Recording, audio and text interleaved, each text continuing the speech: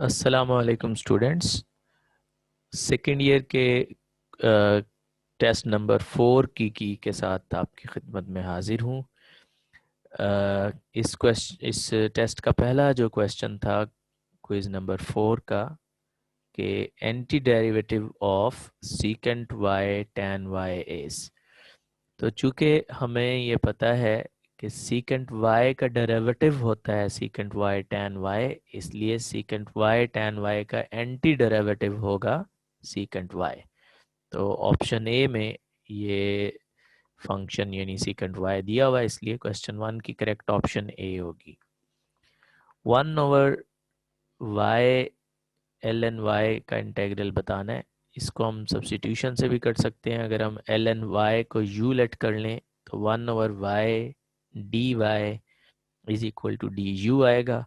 अब D Y over Y या 1/y D Y को रिप्लेस कर देंगे डी यू से, जबकि एल एन वाई की जगह यू लिखेंगे तो ये हमारे पास आ जाएगा 1/u टाइम डी यू।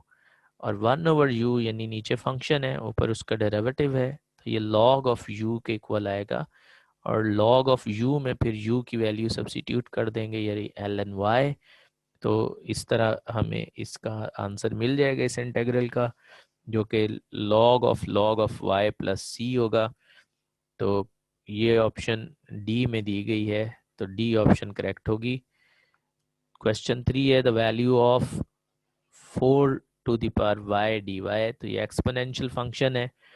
अगर हम इसे इसका डेरिवेटिव कंप्लीट करें तो यहाँ पे 4 टाइम y के साथ log ऑफ y आना चाहिए था, या एल एन वाई आना चाहिए था। एल एन वाई खुद से लिखा, उसको बैलेंस करने के लिए बाहर हमने 1/ln4 लिखा, ln4 लिखा, और बैलेंस करने के लिए ln4 लिखा 1/ln4। तो अब ये जो इंटीग्रेंड है ये एक फंक्शन का डेरिवेटिव बन जाता है, और वो फंक्शन होगा 4 time Y, 4 raised to power y। तो इस तरह हमारे पास इसकी करेक्ट ऑप्शन होगी ऑप्शन सी, जिसमें इस इंटीग्रल का आंसर दिया हुआ है 1/ln4 time y 4 to the power y plus C. Question number 4 है x² -3/3x + 1 is a fraction. ये बताना था कि किस टाइप की ये फ्रैक्शन है। तो यहाँ पे जो न्यूमरेटर है उसकी डिग्री 2, डिनोमिनेटर की डिग्री 1 है। ये ज़्यादा है डिग्री न्यूमरेटर की, इसलिए ये इम्प्रॉपर रैशनल फ्रैक्शन होगी, और बी ऑप्शन करेक्ट रिजल्ट होगा इसका। फिफ्थ क्वेश्चन में है integral of tan 45 degree secant square Y D Y. तो इसमें जो कन्फ्यूजन हो सकती है इसकी वजह से, लेकिन tan 45 एक कांस्टेंट फंक्शन है, कांस्टेंट नंबर आएगा। tan ऑफ 45 1 होता है। तो हमें सिर्फ इसमें फोकस करना है कि सीकेंट स्क्वायर वाई किसके इक्वल है, उसका इंटीग्रल किसके इक्वल है। तो tan का डेरिवेटिव चूंकि सीकेंट स्क्वायर वाई होता है tan y का, इसलिए इसका आंसर आ जाएगा tan y प्लस 1, और ऑप्शन सी इसकी करेक्ट ऑप्शन होगी। सिक्स्थ क्वेश्चन है there are dash type of rational fractions. हमें पता है कि प्रॉपर और इम्प्रॉपर दो टाइप्स होती हैं, तो इसलिए 2 इसका करेक्ट ऑप्शन होगा। ये डी ऑप्शन में दिया गया है। cos x into cos alpha D x का इंटीग्रल बताना है। तो डी एक्स के लिहाज से हमें इंटीग्रेट करना है। तो अगर हम डी एक्स के लिहाज से इंटीग्रेट करना चाहते हैं तो cos अल्फा एक कांस्टेंट फैक्टर है, इसको हम कोएफिशिएंट के तौर पे बाहर लिख सकते हैं। cos x का इंटीग्रल sin x होता है।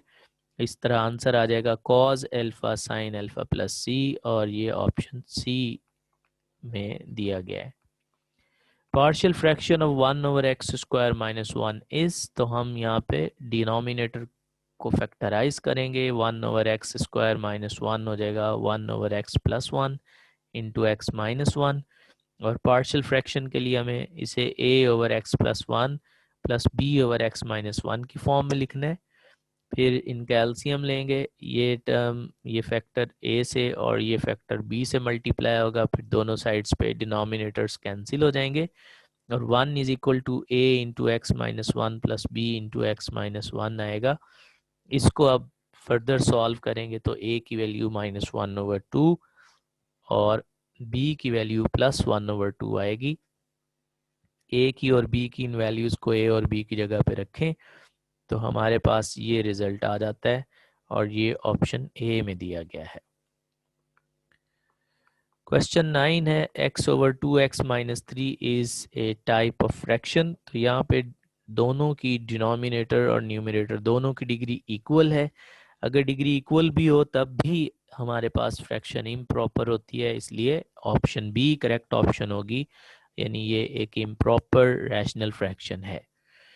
इंटेग्रल ऑफ कॉट एक्स हमें फाइंड करना है, तो कॉट एक्स को हम cos x over sine x लिख सकते हैं। साइन का डेरिवेटिव कॉज एक्स होता है, तो नीचे फंक्शन है ऊपर डेरिवेटिव है, ये फॉर्मूला अप्लाई होगा और आंसर आ जाएगा log of the denominators function.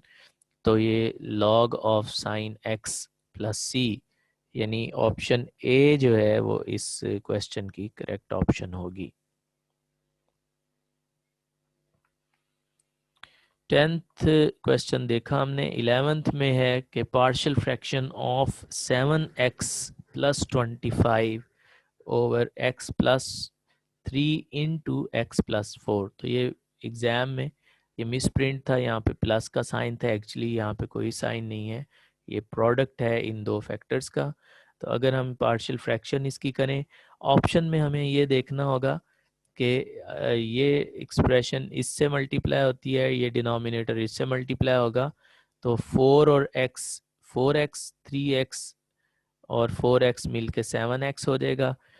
जबकि ये 4x इस 4 से मल्टीप्लाई होगा जब 4 4 ज़ा 16 और 3 3 ज़ा 9, 16 और 9 का सम आ जाएगा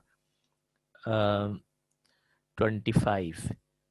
तो इस तरह हम देखेंगे कि इसकी जो करेक्ट ऑप्शन है वो ये वाली ऑप्शन बनती है।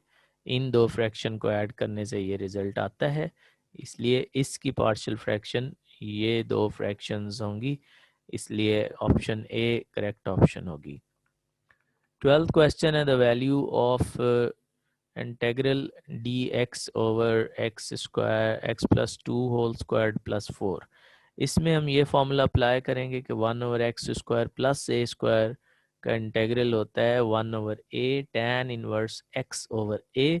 यहाँ पे x की जगह पे गिवन प्रॉब्लम में x प्लस 2 आ गया और a स्क्वायर की जगह पे 4 आ गया है। तो इस फॉर्मूला को अप्लाई करें अगर हम, तो ये आंसर होना चाहिए 1/2 tan इनवर्स x प्लस 2/2। फिर नेक्स्ट क्वेश्चन है question 13। 1 plus cos x over x plus sine x का इंटेग्रल लेना है। तो अगर हम डिनोमिनेटर को देखें तो डिनोमिनेटर का डेरिवेटिव न्यूमरेटर बन रहा है, क्योंकि x का डेरिवेटिव 1 साइन x का कॉज x होता है।